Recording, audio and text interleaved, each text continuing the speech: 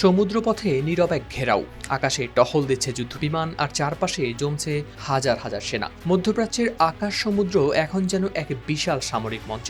মার্কিন central command সেনকম জানায়, ইরানের বন্দরগুলোকে লক্ষ্য করে অবরোধ কার্যকর করতে তারা মোতায়েন করেছে 12টি যুদ্ধজাহাজ, প্রায় 100টি উড়োজাহাজ ও 10,000-এর বেশি সেনা। তাদের দাবি, মার্কিন বাহিনী সরাসরি হরমুজ প্রণালী অবরোধ করছে না, বরং তারা শুধু ইরানের বন্দর ও উপকূল রেখা লক্ষ্য করে অবরোধ কার্যকর করছে। কিন্তু বাস্তব চিত্র বলছে পরিস্থিতি অনেক বেশি জটিল। ওয়াশিংটনের পরিকল্পনা অনুযায়ী এপ্রিলের মধ্যেই মধ্যপ্রাচ্য পাঠানো হচ্ছে আরও 10,000 সেনা। মার্কিন কর্মকর্তাদের বরাত দিয়ে সংবাদ মাধ্যম ওয়াশিংটন পোস্ট এক প্রতিবেদনে জানায় এই তথ্য।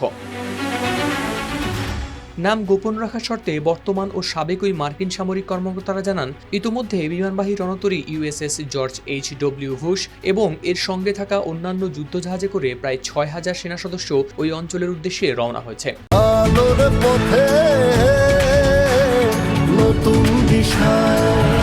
এটি পৌঁছালে ওই এলাকায় মার্কিন বিমানবাহী রণতরীর মোট সংখ্যা দাঁড়াবে 3-এ। প্রতিবেদনে আরও বলা হয়েছে, এর সঙ্গে যুক্ত হবে বক্সার অ্যাম্বিফিয়াস গ্রুপ এবং এর অন্তর্ভুক্ত 11তম মেরিন এক্সপেডিশনারি ইউনিটের আরও প্রায় 4,200 জন সেনা সদস্য।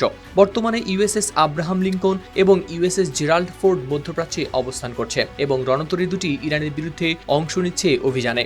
সব মিলিয়ে গেল 28 ফেব্রুয়ারি থেকে শুরু হওয়া এই অভিযানে এ পর্যন্ত প্রায় 50,000 মার্কিন সেনা মোতায়েন করা হয়েছে বলে আগেই জানিয়েছিল পেন্টাগন। অর্থাৎ এটি শুধুই কোনো চাপ নয়, হতে পারে বড় কোনো প্রস্তুতির ইঙ্গিত। তবে প্রশ্ন এখানেই, মার্কিন বাহিনী বলছে তারা ইরানের সামুদ্রিক বাণিজ্য প্রায় পুরোপুরি বন্ধ করে দিয়েছে, কিন্তু জাহাজ চলাচলের ট্র্যাকিং ডাটা বলছে ভিন্ন কথা। অবরোধের মধ্যেও কিছু জাহাজ ইরানের বন্দর থেকে বেরিয়ে অতিক্রম করেছে হরমুজ প্রণালী। অর্থাৎ ঘেরাও থাকলেও তা পুরোপুরি অটুট নয়। সংবাদ মাধ্যম আল জাজিরার প্রতিবেদনেও প্রকাশ পেয়েছে এই তথ্য। এদিকে প্রথমবার ব্যর্থ হওয়ার পর পাকিস্তানে নতুন করে আলোচনার সম্ভাবনা তৈরি হয়েছে, যেখানে যুক্তরাষ্ট্র ও ইরান আবার বসতে পারে সমাধানের টেবিলে। এ নিয়ে গেল মঙ্গলবার president Donald Trump the New York পোস্টকে বলেন, প্রথম দফার আলোচনা কোনো সমাধান ছাড়াই শেষ হওয়ার পর আগামী 2 দিনের মধ্যে পাকিস্তানে ইরানের সঙ্গে নতুন করে আলোচনা হতে পারে।